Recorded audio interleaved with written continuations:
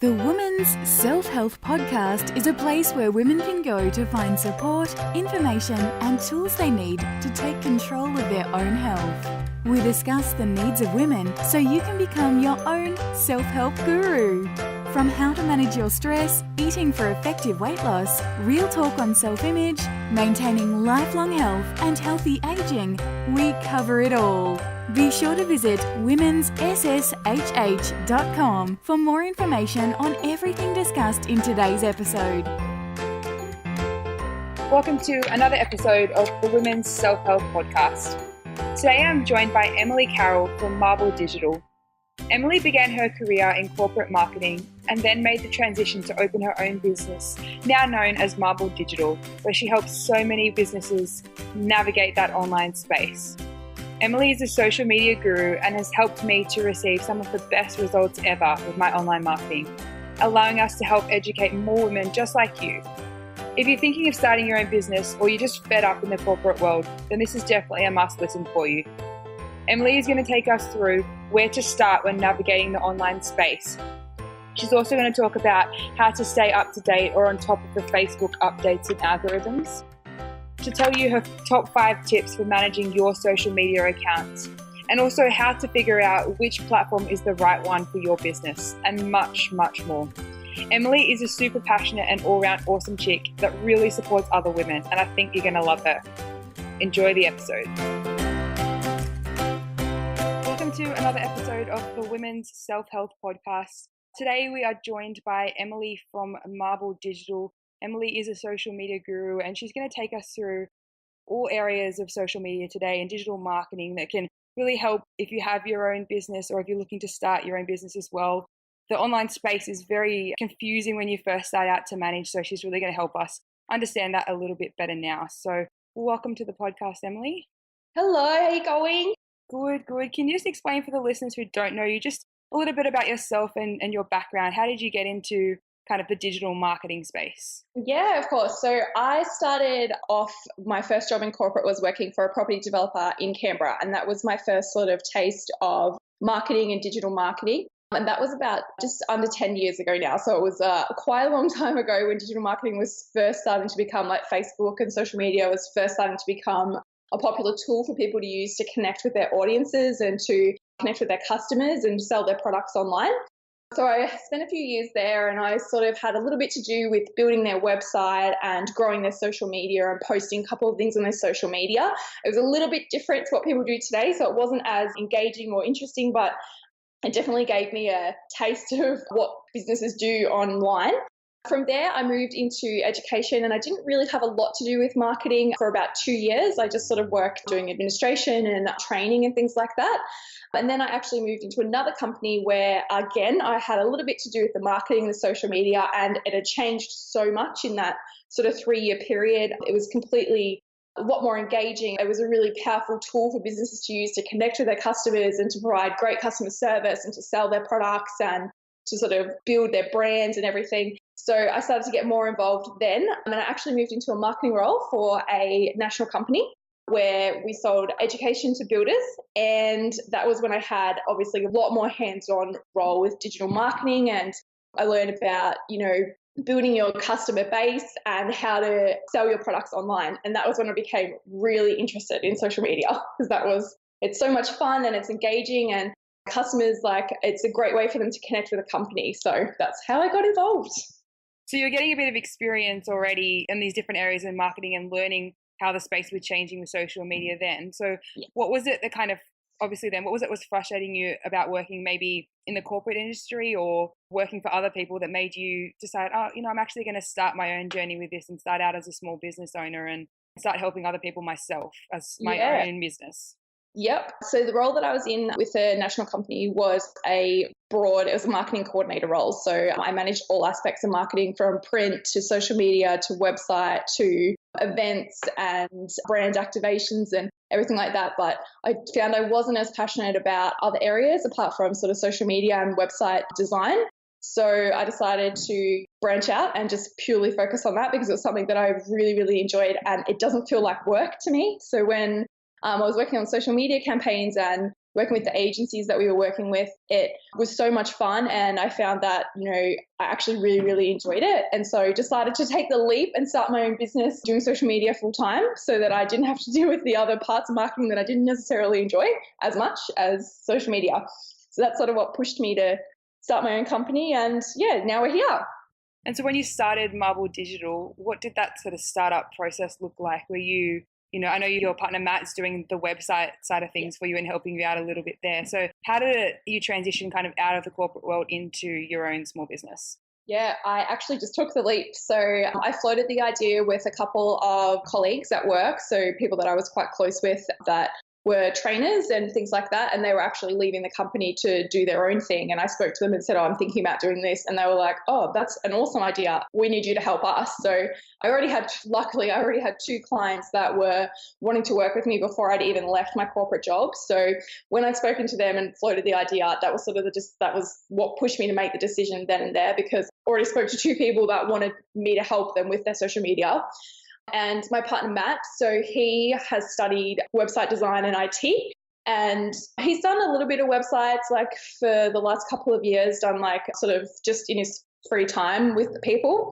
So originally Marble was just going to start off as just social media, but we realized people need help with websites as well, and it ties in really, really well with social media. So we figured, why not offer both? So that's sort of how we got started. And I already had a couple of clients to start off with, and sort of built my own page, and word of mouth is really, really powerful. So that's how I built more clients. And then I've got more clients now. And so when you decided to actually branch out and start on your own, obviously starting your own business and running your own business is a little bit different to working in the corporate. There's a lot of, there's a lot of self-discipline required. And obviously you don't have the usual 9 to 5 hours. You can have all kinds of weird hours. And so how do you kind of manage that, or how did you kind of work out a routine to transition from, your regular hours in a corporate or a job of working for someone else, when you got to then transition to your business where you're doing everything for yourself and your hours are all over the place? And yes. Yeah. How did you kind of navigate that? You have to, I think especially when you're freelancing. So obviously I work from home. There's no point in me renting an office and going into an office. Like that will work for some people, but it's not feasible for me to do that. So I make sure that I still get up at the same time as if I was still working in corporate every morning. And I have like a routine. So I'll get up and like make my breakfast, and I'll sit down and do work for a couple of hours, go to the gym, come back, have lunch, and then work for the rest of the afternoon, have another break, and then maybe work into the evening. So I sort of break up my days like that and try to follow a routine so that I don't get distracted or lazy or unmotivated from doing work.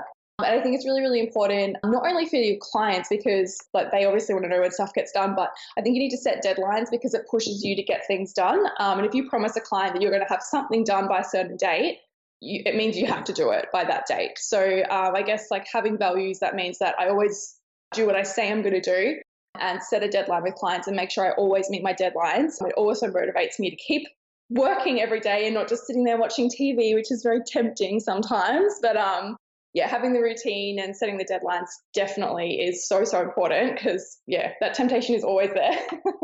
Obviously, running your own business, it's got lots of benefits, like you said, because it's what you were passionate about, so you can branch off in that way, but it's got a lot of challenges as well. So what was it that you are most passionate about? You said it was the social media and the digital marketing side is what you most enjoyed about all the marketing work that you were doing, but what was it that really kind of made you go, this is the leap I want to take? Like it's hard to leave a job that's got stable income and that's more secure. And so there's definitely just being passionate sometimes always isn't enough, I guess, is what I'm trying to say. So what made you take the actual jump?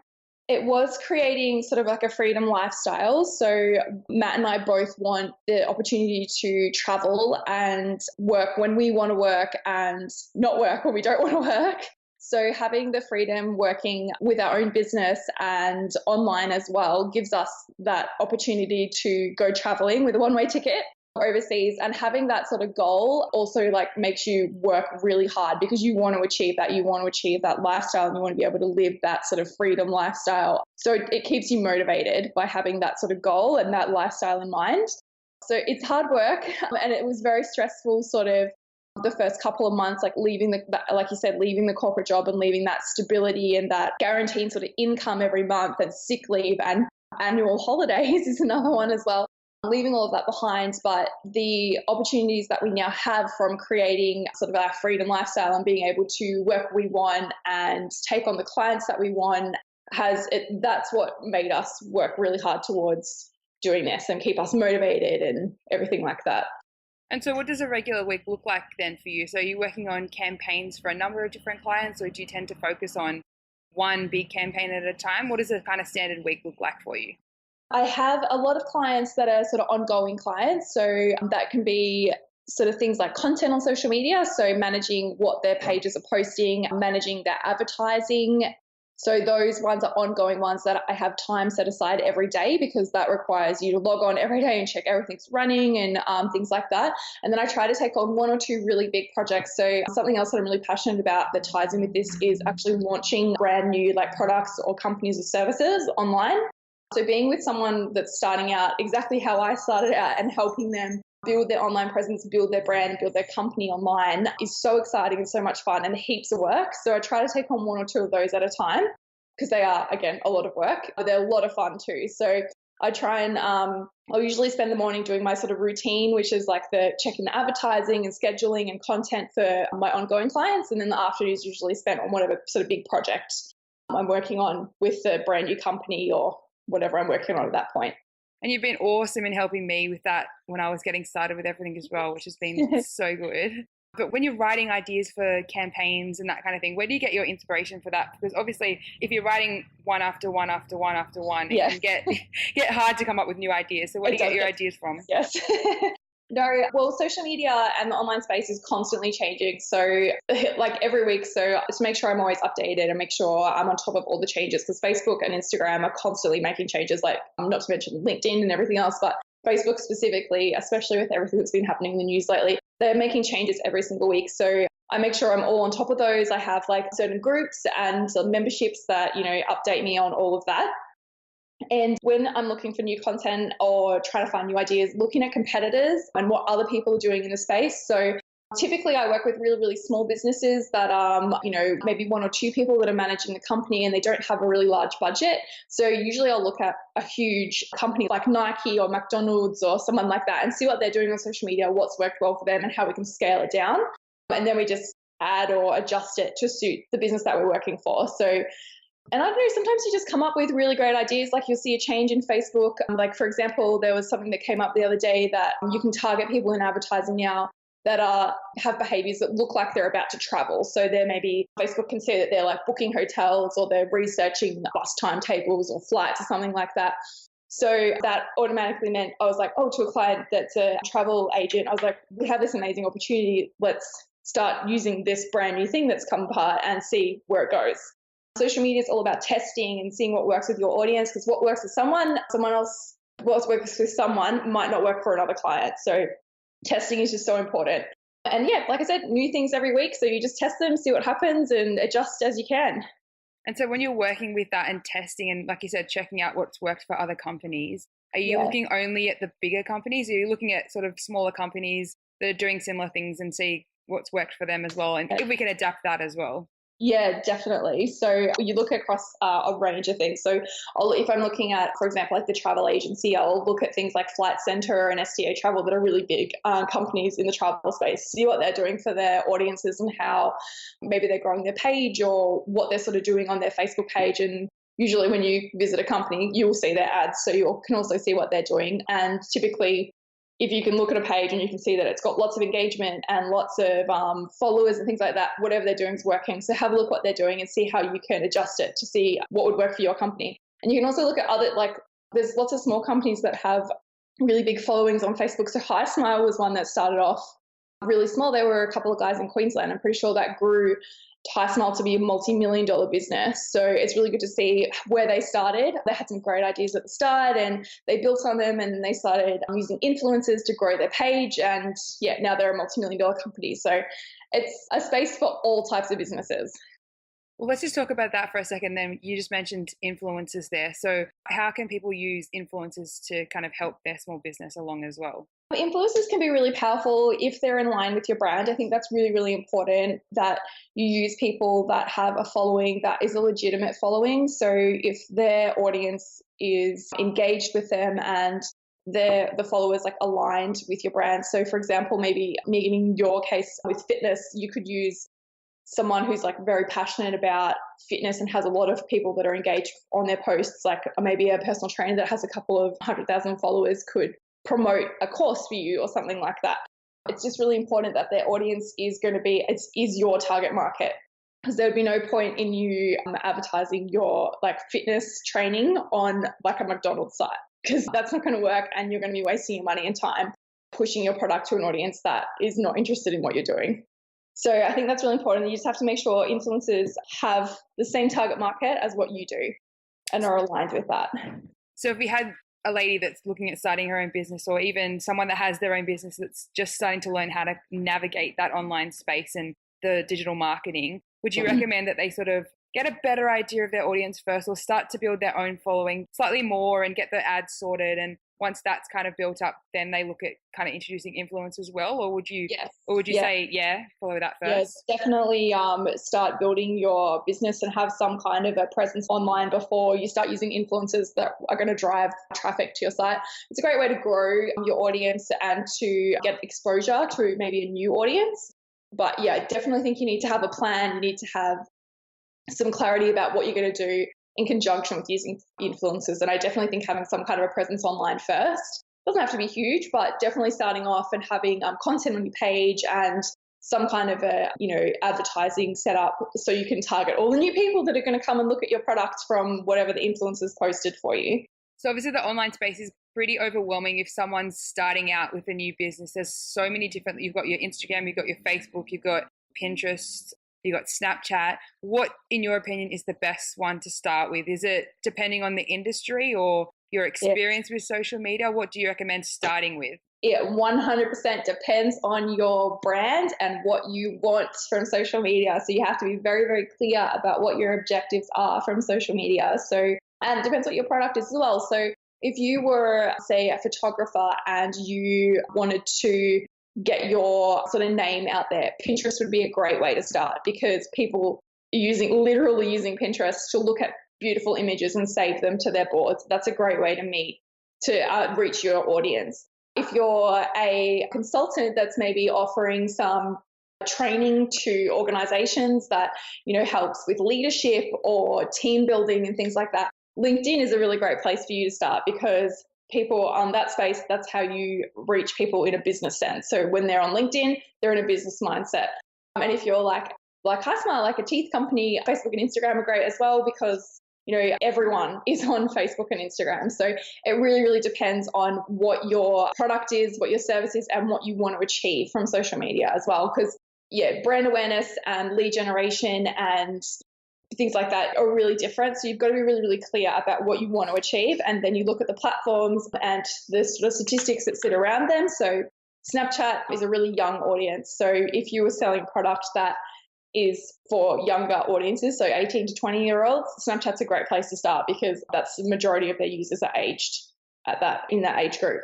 Yeah, I think of myself, I've been focusing on Facebook, only because that is one of the biggest platforms, but also because, like you said, the stats show for that one that it is older people that are tending to stay on Facebook at the moment. Yeah, definitely. And probably like if you were to use LinkedIn as more of a business mindset, people probably aren't going to be looking at LinkedIn to find personal trainers or fitness programs. Instagram's great as well, but again, it's quite a young audience. So Facebook is like definitely that's the perfect platform for you to be promoting and to build your brand on, for sure. So what are the essentials then to get sorted when you're starting your own business? Is it to get your website set up first, get your social media platform set up, then start with the ads? Or should people look at starting with Google Ads, stuff like Google AdWords? Or what do you recommend? What's the essentials to get started with? Website, I definitely, personally, that's my opinion, is that you need a website, because it's the hub where your brand is. It's got all the information. People can read everything about your company there. So having that set up first is really, really important. And then you can use the platforms like Facebook, Instagram, Google AdWords, all to drive traffic to the site and to get people to know about your brand and then build your brand from there. So website, I definitely think, is the most important thing to have set up first before you start building any kind of social media or Google AdWords presence, because you need to drive people somewhere. And so then what is the kind of number one mistake, or one of the big mistakes that you see with people when they're first starting out? Do they maybe either not get their website set up first, or they get their website set up first and start paying all this money for Google Ads, but it's not driving traffic to the right spot and they're not collecting the information they need, so it's kind of not going anywhere. What's kind of some of the mistakes that people make? Probably the biggest mistake is not having a plan and not having clarity around what you want to achieve. So you've got to have a real, very clear idea about what you want to achieve from Google AdWords, what you want to achieve from Facebook, what you want to achieve from the website, and how you're going to do it. And the other mistake is people do not compare. So they might be spending $500 on Google AdWords and they're getting, 50 clicks. And so those clicks are costing them quite a lot of money. And then they're spending $500 on Facebook, and they're getting 100 clicks. But the ones from Facebook, no one's buying anything. And the ones from Google AdWords, everyone's buying something. So they've got to compare the platforms and work out which one's working best for them. And sometimes it's not as easy as like how much the cost per click is, but where the actual conversions are coming from. And so when they're starting out, would you recommend then developing like a content plan of what they're going to post across the different platforms that they're using, and then from there sort of developing their marketing plan, marketing budget, and then developing a schedule to kind of reassess either weekly or daily and see how things are tracking? Yeah, definitely. So I think they definitely need to start off with a marketing plan. So how much they're going to spend in each area. And then from there, building sort of the content to tie in with what their objectives are from the marketing plan. So yeah, like I said, clarity is just so important. You've got to just understand, you've got to have really clear goals, setting goals and objectives for each of the platforms and how you're going to achieve them, and then building from that to get it all started. And so with Facebook, you mentioned that they've been changing their algorithms a fair bit with things lately. So how can people, if they don't have someone managing their social media for them, how can they kind of keep on track of all the updates and actually make sense of that's my biggest thing. It's so hard to make sense of what they're doing sometimes. Yeah, there's lots of really, really awesome resources that you can use that will keep you updated across what the changes are and how it's going to affect you, which is most important. Because a lot of the time the changes might not necessarily affect small businesses because they're really specific, like targeting changes or something like that. So not all the changes are going to affect you, but signing up to blogs like Hootsuite, they're a posting tool that you can use to automatically post to Facebook, Instagram, all of those sort of things. But they also have a really great blog that has a lot of information on it. Another one is Social Media Knowledge, or SMK. They're an Australian-based company. They provide loads of training, and they've got a lot of information on their site as well. And there's also people that are like Facebook experts. The one that I use and recommend is John Loomer. He is incredible. You can pay to become a member, and he provides updates every week on what the changes are every single week. He has a lot of free blog posts and guidance and instructional videos and things like that as well on his website. So there's loads of people that can keep you updated. You can follow them on Facebook or sign up to their blog or just keep connected in that way. And I think that's probably the best way to do it. And what about the content management? So we've talked about the marketing sides of things, but what about the content management? Because obviously the content that you're posting across all these social media sites and also the website as well in terms of blogs and pictures and videos and all that kind of thing is also part of marketing for your business. So what's your advice in terms of developing either a calendar for that content or working out by the industry? How would you kind of advise like someone who's just starting out to work out how they'll manage their content? Well, the first thing is I'd say don't worry, because you can post as little or as much as you want on your page. It is all about testing and seeing what works best for you. So there are some companies that maybe start off with 3 to 4 posts a week, and they might drop it down to 2 posts a week, or they might see that they're getting a really great result, so they increase it. Like I said, it's all about testing. So test 4 times a week, test twice a week, and see what your results are. And I think that using tools like Hootsuite are really great because it means that you can sit down, work out your content for a fortnight or a month or however long you want to do it in advance. It's really going to depend on how much time you want to spend on it at once, or maybe how recent you want your posts to be. So if you're maybe sharing like news posts and things like that, you probably want ones that are pretty recent so they're relevant. You don't want to be sharing posts from a month ago. Using Hootsuite or Iconosquare or something like that to help post is a really great way to keep it all contained, and then you can see a content calendar, which makes it really clear for people and just saves you a lot of time as well. So you'd recommend using some of those kind of automated services like Later or like Meet Edgar, and I think Buffer's another one that they're useful to use for people? Yes, yeah, they're fantastic to use. They're great to use to help schedule the posts in because you can sort of set and forget once you've done your content plan. Okay, perfect. So what's your top 10 tips then for someone who's just starting out, just to be able to navigate social media a little bit better as a small business owner? Or we'll go with top 5. Top five, okay.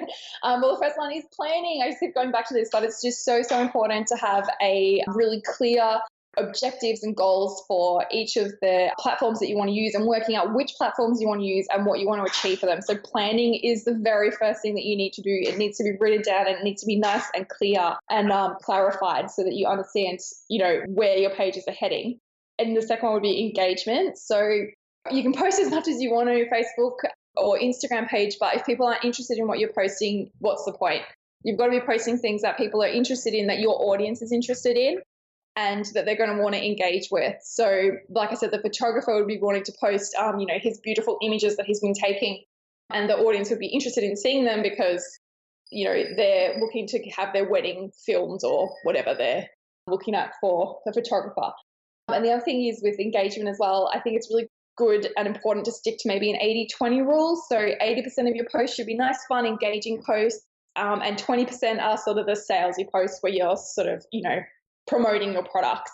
Having a Facebook page that's really heavy with product promotion doesn't usually provide a lot of engagement. Like, people want to see like a lot of fun posts. They don't want to be sold to every time they go on your page. And testing, that's another important one. So what are we up to, number 3? So testing across everything. So testing different types of content to share on your page, whether it's sharing some funny videos or memes or, quotes or beautiful images, and just seeing what connects the best with your audience and what produces the most engagement for you. Yeah, and number 4 is don't worry. There's no right or wrong way to use social media. It's how you want to use it and how you want to promote your brand and what works best for you. So don't stress as a small business owner that you're doing the wrong thing or the right thing or anything like that, because every audience is different and every business is different. So what works for you and what works best for you it may be different to the business next door. I don't know if I have a 5th one. That's covered pretty much most of the things. I think it's a good overview of all the elements that we need, definitely, for that online space as well. Yeah. And obviously, you've mentioned a lot of things here that can help when you're starting out with a small business. But if there is women that are kind of frustrated out there in the corporate industry and might think that they have an idea to start their own business, but they're not sure about taking that leap, what would your advice be? They can do it. You can do it. I think self-doubt and, being afraid is a huge thing that stops people from chasing something that they're passionate about and leaving that, security and stability of a corporate job to start your own business. It can be really scary, but you can do it. And I think, like I said, planning is the most important thing. But if you set down a plan, you can make it happen. You just have to take that first step. That might not be quitting your job, your full-time job outright. It might be maybe starting with doing some work on the weekends on whatever you're passionate about, whether that be social media or travel or whatever you want to build your business on. Starting out small and seeing how it goes and building it from there is the first step, and just do it. Like, everyone can do it. So if they're unhappy in a corporate industry and they want to start their own business, take the first step, and you can do it. I think believing that you can do it is so, so important. Absolutely. The scariest part is just taking that leap. Once you're out there and you started, It's just super exciting. And I think the momentum of the excitement keeps you going. And like you said, if it's something that you're passionate about and you love, it's not hard to motivate yourself, really. Yeah, exactly. And when you're waking up every day and you're doing something, like I said before, that doesn't feel like a job because it's so much fun, it just changes your life. And having the flexibility to, run your own business, like, you don't have to report into anyone anymore. So the buck stops with you, and it just changes your life. I can't recommend it enough. Oh, I agree. Absolutely. I think I almost feel guilty sometimes that I get to do it for a living, because it's so rewarding working with the women that I get to work with, and just seeing them get enjoyment out of it as well is amazing.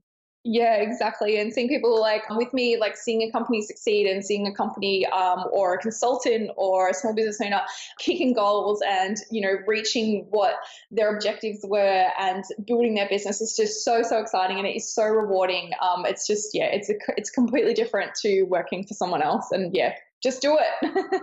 So if there's any ladies that have been listening to this that have decided, I'm going to take that leap now, I want to start my own business, what can they do to get in contact with you at Marble Digital, or just to get some help starting off in that that first initial stages? Yeah, of course. Well, they can visit our website, marbledigital.com.au, or we've got a Facebook page as well. So you can contact me if you've got any questions. You don't have to sign up for any services. If you've just got a question, feel free to get in touch, because I love to help. I love social media, so I'm happy to talk about it all day long. Awesome. Thanks so much, Emily. It's been so great to talk to you, and I'm so appreciative of all the work you've done for us here at KMJ as well. So thanks so much for being on the podcast. Thank you so much. Thank you for listening to another episode of the Women's Self-Help Podcast. I hope you enjoyed this episode and that you received some really helpful information from Emily if you're looking to start your own business. If you are looking for some help to navigate that online space, why not download our free resource with our top 5 tips to help you understand, manage the online space and work out your content. Head to the Women's Self-Help Podcast, that's women'shp.info/marbledigital. You can also head to Emily's website, www.marbledigital.com.au, and get in touch with her if you have any more questions. Thanks for listening, and we'll catch you on the next episode.